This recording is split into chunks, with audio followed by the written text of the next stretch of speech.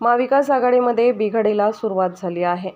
संजय राऊत यांनी त्यात काडी टाकली आहे. आता ही आग कुठपर्यंत जाईल याचा काही नेम नाही. महाविकास आघाडी टिकणे शक्य नाही हे स्पष्ट झाले असून त्याची सुरुवात आजपासून सुरू झाली. ज्या प्रकारे सरकारसाठी शेवटचे अधिवेशन आहे तसेच महाविकास आघाडीसाठी देखील एकत्र राहण्याचे शेवटचे अधिवेशन आहे. संजय राऊत यांना नेमका कोणाचा चेहरा मुख्यमंत्री म्हणून हवा हे आधी त्यांनी ठरवायला हवे. त्यांना उद्धव ठाकरे यांना मुख्यमंत्री म्हणून हवे असतील तर हा प्रस्ताव काँग्रेस स्वीकारेल असे वाटत नाही.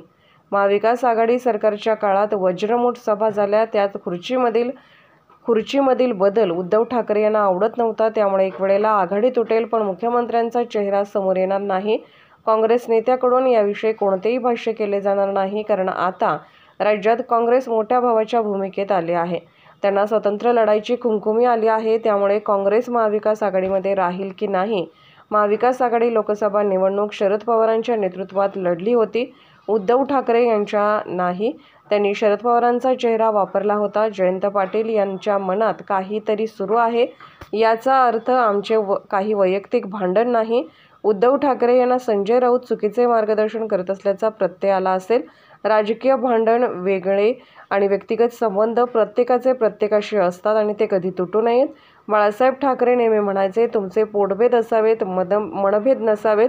मनभेद नसावेत त्याचे उदाहरण आज पाहायला मिळाले.